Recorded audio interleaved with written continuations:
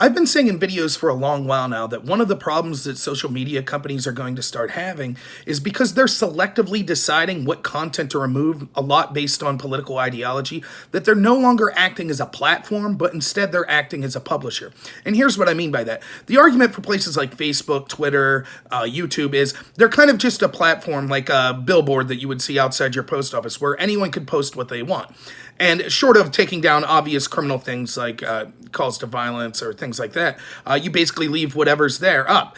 You would never think to sue the person who owns the billboard or the post office that billboard was up for content that was placed on that billboard. It's not their responsibility. They just put the billboard up and people post what they want. The problem is, once these social media companies started selectively enforcing things, and we can see that it's predominantly based on political ideology, that then means de facto that they're responsible for the material that they've decided to leave up, that they were aware of, that maybe causes harm in some way. And so what I mean by this is, let's look particularly at what's gone on with Twitter here. Twitter decided that they were going to start censoring people based off the recommendations of Vox News's Carlos Maza. Maza was upset because jokes were being made at him. He had said repeatedly on the platform his goal was to get conservatives removed and things like that, and Twitter obliged, as have other places we could see like YouTube, Reddit. Other places have obliged to calls from people like Carlos Maza to censor conservatives. The problem with that is Twitter was also aware of the things that Carlos Maza was saying, and instead of just jokes to people that could be deemed insulting, he was actually issuing calls for violence. So he famously tweeted, which was pointed out to Twitter multiple times on their platform and elsewhere, that we need to milkshake all conservatives and make sure they don't feel comfortable organizing in public. Twitter decided to not only allow that up as they were aware of it, but to then work on behalf of Carlos Maza and censor the very people that he was demanding be censored. Because of this, and the incident that happened in Portland, where a journalist who's deemed conservative, I guess, who was covering Antifa named Andy No, was beaten, had milkshakes thrown on him, beaten, suffered a brain bleed, and was in the hospital, in addition to some other gentlemen that were also beaten at the rally. And it started with the throwing of milkshakes. That was directly taken from Carlos Maza's recommendation that we don't allow conservative people to organize and we throw milkshakes on them, which is assault. Twitter allowed that to stand, and predictably, as people like me and many others said, that led to an escalation of the violence. So the milkshakes were thrown. Police say some of them may have had quick-drying cement mixed in with it that could cause chemical burns.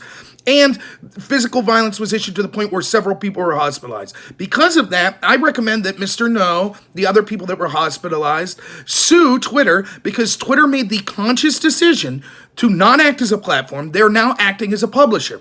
They removed material that they thought was offensive or could lead to violence, but only if it was with people of an ideological bent that they didn't agree with, i.e. it was people that were conservative. They intentionally allowed a person who they support to put calls for violence on their site, and then predictably those calls for violence escalated and people were hospitalized.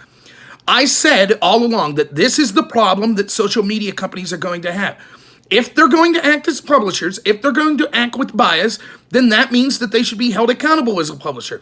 This would be no different than if the New York Times or CNN had people on their sites calling, or on their platforms, calling for violence against conservatives, and then violence occurred.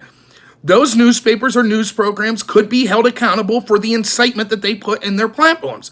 There is no reason that Twitter shouldn't be held to that same account. It is clear that they are biased, and it is clear that they're operating as publishers and not as a platform anymore, by the way that they're doing all sorts of things to non-establishment people on their platforms. So I look forward to hopefully the lawsuits that come. I look forward to the people on the left that are going to say, oh, no, Twitter shouldn't be held responsible for this thing. It's totally different. Or, just saying the milkshake's not a big deal. No, it is. It is a big deal, and it predictably led to violence, as people like me would say. So this is the world we live in now. If these social media companies want to play games, they should be held accountable to the laws that make them act as publisher. And another law that they should be held accountable to is charitable contributions to political parties, seeing as how Twitter, YouTube, and all these other places, Google, are operating on behalf of the establishment Democratic Party, as we can see from recent videos that have arisen. They should be held accountable to donations that they give to political parties and be held to the limits that currently stand, and should have to publish all of the monetary value of donations that they give to these parties. So because they're acting as biased publishers at this point, they should be held accountable to those laws. So, hey, if you like this video, please like and subscribe. Follow me at Twitter at @NorRobert, and look for me putting new material out soon. So, thanks everyone, and have a good one.